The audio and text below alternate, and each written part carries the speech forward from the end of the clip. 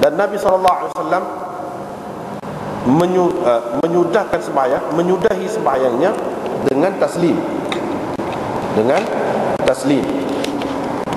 yakni memberi salam. Dengan sanadnya Imam Abu Dawud meriwayatkan daripada Anas bin Malik, beliau berkata Rasulullah SAW bersabda, baru sekejap diturunkan kepadaku satu surah, maka baginda pun membaca Bismillahirrahmanirrahim, Inna a'tainakal kautsar, sehingga menghabisinya. Qala, lepas itu baginda bersabda, tahukah kamu apa itu al-kautsar? Mereka menjawab, Allah wa rasuluhu a'lam, Allah dan Rasulnya lebih tahu. Qala, Nabi SAW bersabda, sesungguhnya ia adalah satu sungai yang dijanjikan oleh Allah oleh Tuhanku Azza wa Jalla kepadaku di dalam syurga. Diriwayatkan daripada Aisyah, dia menyebutkan tentang ifka, yakni tuduhan palsu.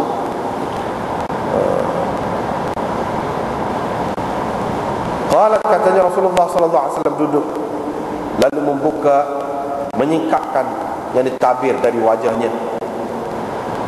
Seraya baginda berkata, mengucapkan a'udzu billahi as-sami'il 'alim minasyaitonir rajim. Dia ucapkan begitu, innal ladzina ja'u bil ifki 'usbatun minkum, al-ayat.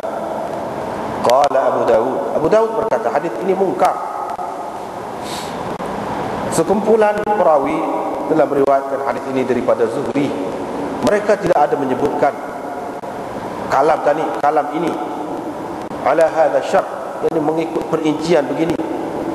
Wa akhafu, saya bimbang, an yakuna amrul isti'adzah minhu, yaitu perbuatan berlindung, minta berlindung yang terdapat di dalam hadis ini adalah daripada kalam, daripada ucapan Humayd, yang diperawi dia, Humayd al-A'raj. Bab ma jaa man jahara biha. Ini bab hadis tentang orang yang membaca bismillah dengan suara yang nyaring, dengan derak. Dengan sanadnya Imam Abu Dawud meriwayatkan daripada Ibnu Abbas, beliau berkata, saya berkata kepada Uthman bin Affan, apakah yang mendorong kamu an amattum, apakah yang mendorong kamu melakukan terhadap surah Bara'ah, padahal ia termasuk di dalam surah Mi'in. Ini surah 100 ke atas, ini bilangan ayatnya.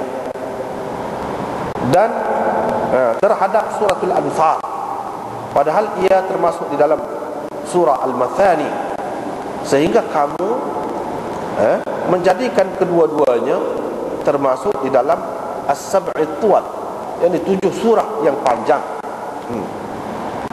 Dan kamu tidak tulis pula baris Bismillahirrahmanirrahim di antara 2 surah ini. Qala Uthman berkata, Nabi SAW ada kalanya beberapa ayat turun kepada baginda, maka baginda memanggil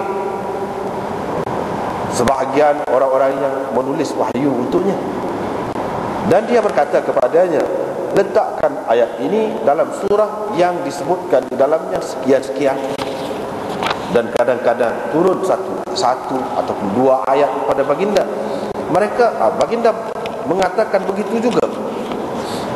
Surah Anfal itu adalah di antara yang mula-mula turun kepada baginda ketika di Madinah. Dan surah Bara'ah pula termasuk di antara surah-surah Al-Quran yang terakhir turun. Tetapi cerita kedua-duanya, cerita di Bara'ah menyerupai cerita surah Al-Anfal itu. Ataupun cerita, bolehlah mana-mana satu, cerita Al-Anfal ini serupa dengan cerita Bara'ah. Fazanantu annaha minha. Saya yakin bahawa ia termasuk daripada sebahagian daripada surah Al-Anfal lagi. Ini Al-Bara'ah termasuk di dalam Al-Anfal lagi. Kerana itu saya meletakkan kedua-duanya di dalam 7 surah yang panjang, dan saya tidak tuliskan di antara 2 surah ini baris Bismillahirrahmanirrahim. Dengan sanadnya Imam Abu Dawud meriwayatkan daripada Yazid Al-Farisi. Dia berkata, Ibnu Abbas menceritakan kepada saya sama seperti makna hadis yang tersebut sebelum ini.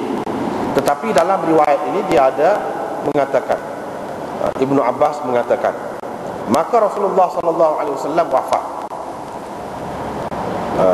dalam keadaan baginda tidak menerangkan kepada kami annaha minha, bahawa Bara'ah itu sebagai sebahagian daripada surah Al-Anfal. Qala Abu Dawud berkata, Sya'bi, Abu Malik, Qatadah, Thabit bin Umarah mengatakan, sesungguhnya Nabi SAW tidak menulis Bismillahirrahmanirrahim sehingga turun surah An-Naml. Hadza makna. Inilah makna riwayat yang dikemukakan daripada mereka yang tersebut tadi.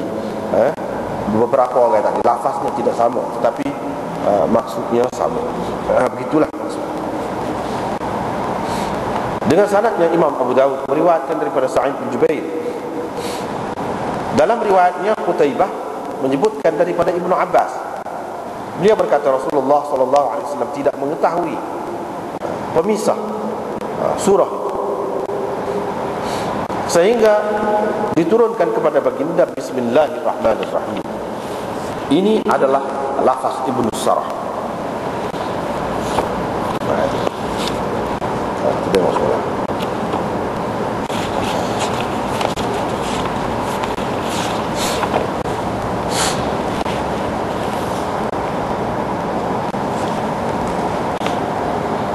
Saktah makna diam sejenak, diam semetak.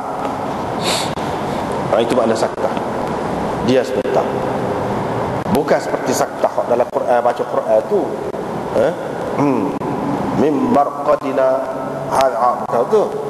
tu lain, tu istilah lain. Ni sini lain. Maknanya dia dengan putus nafas lah. Tu tak putus nafas. Ni dengan putus nafas, saktah di sini. Yang ini pada ketika iftitah, pada ketika memulakan sembahyang. Yang ini selepas takbir itu mula sembahyang. Yang ini sebelum membaca, itu makna iftitah. Sebelum pada ni kita sudah jumpa dah, iaitu Nabi SAW lepas pada takbir itu dia baca tadi.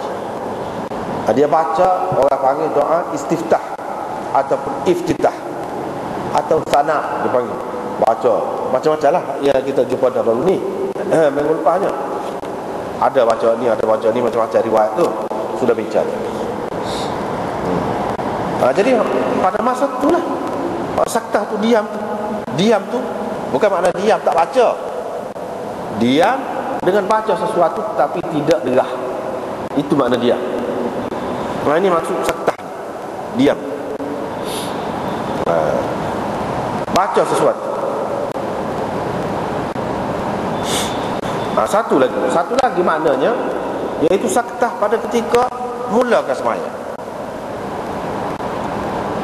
Mana tidak kata Allahu Akbar Alhamdulillahi Rabbil Alamin ataupun Allahu Akbar Bismillahirrahmanirrahim, Allahu Akbar Bismillahirrahmanirrahim, Allahu Akbar Alhamdulillahi Rabbil Alamin. Berhenti. Ada Allahu Akbar, lepas tu tak kira lah.